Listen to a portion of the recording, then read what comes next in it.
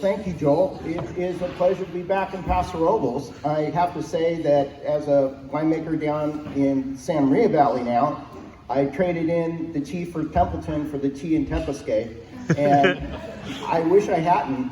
If those SOBs from Caltrans would let me not try and tag me for a multi-turn lane onto Bethel Road, I'd probably still be in Paso. No, seriously. But those guys are no longer there, which is great. And but let's get back to the point tonight.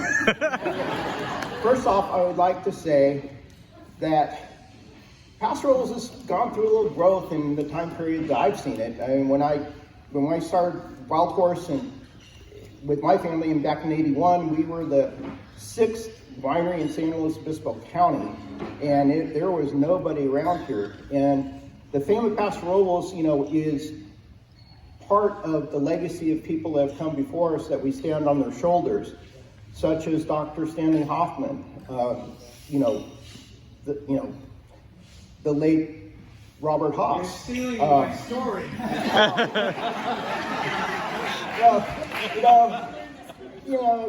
We think alike. And I saw your Cliff Notes and I stole them. No, but seriously, there are so many people, when back in the day, and this is going way back, the late Tom Martin wanted to do, basically make this really a happening place for growing grapes. And when I look around the state and I see what has happened good and bad in the industry, the thing that Paso Robles got right is to basically make the goal of making people aware of Paso Robles. I can't tell you how long people would ask me, well, what part of Sonoma is Templeton? And I'm saying, well, we're almost halfway between San Francisco and Los Angeles, and they're like, kind of look at me weird. Oh, they grow grapes down there? And I go, yeah, I grow really good grapes here, and we've got a couple hundred years of experience doing it.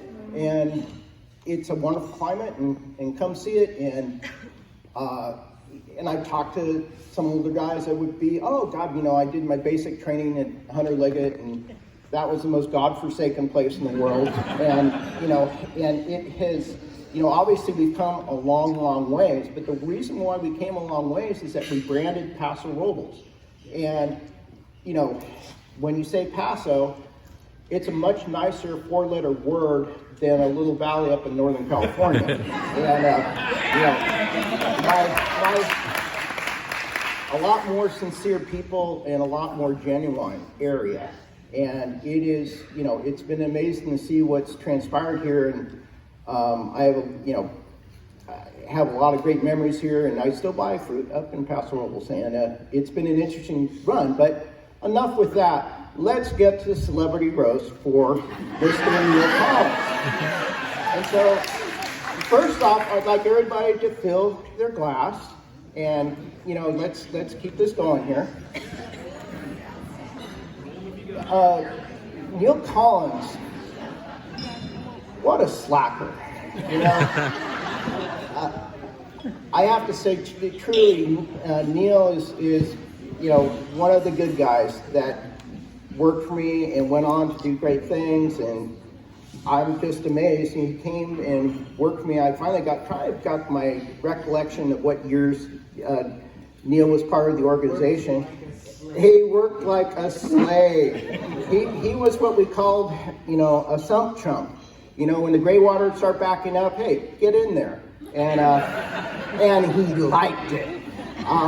But in all seriousness, what's interesting about Neil is that he's got so many interests from the standpoint of both growing grapes, making wine.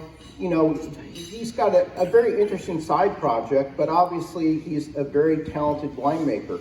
Having come from England to California, working in the restaurant industry for a stint or two, he's always been a little bit of a short timer. And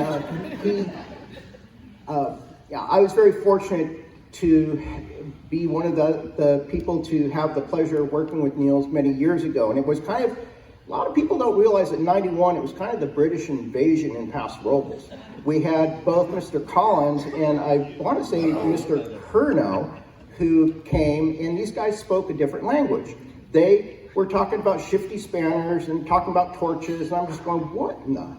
And they were really great people, and we had a lot of good times at that.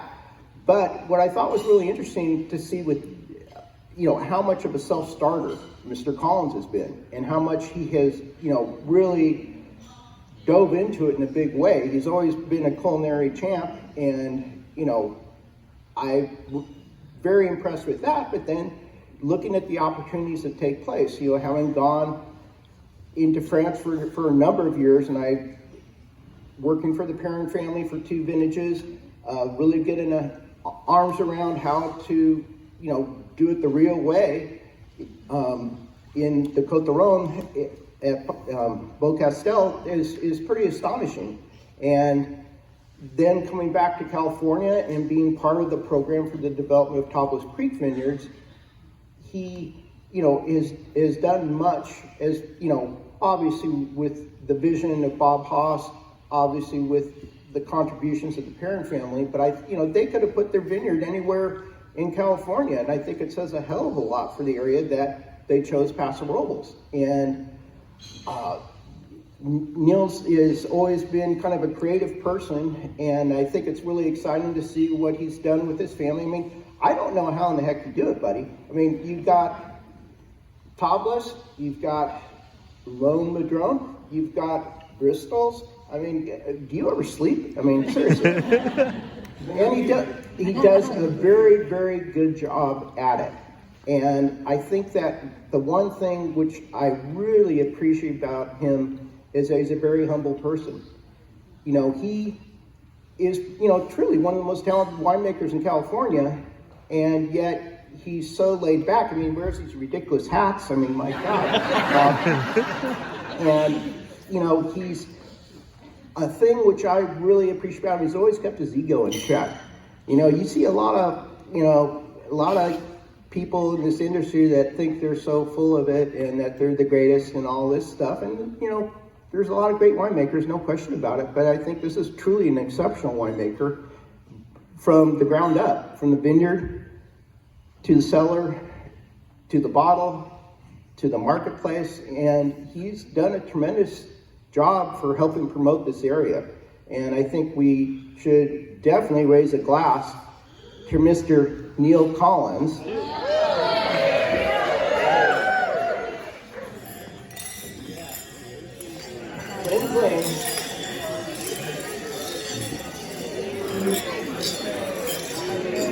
And to keep this going a little bit more lively now, I think that I would also like to recognize him for behind every good man, there's a good woman. And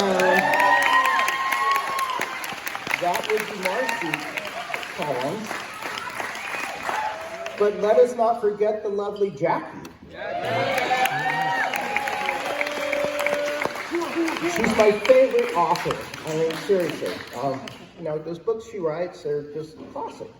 But no, in all seriousness, Niels is a really wonderful person. He's humble, he's a team player, and a great person. And I personally want to congratulate Mr. Collins, and I'm not exactly clued in as to these edicts from the Crown Prince of Arabia to you here. I've been brushing up on my Russian because it looks like I won't get too political. The decanter, the plaque. Mr. Collins, why don't you come here and take this mic out of my hand and say...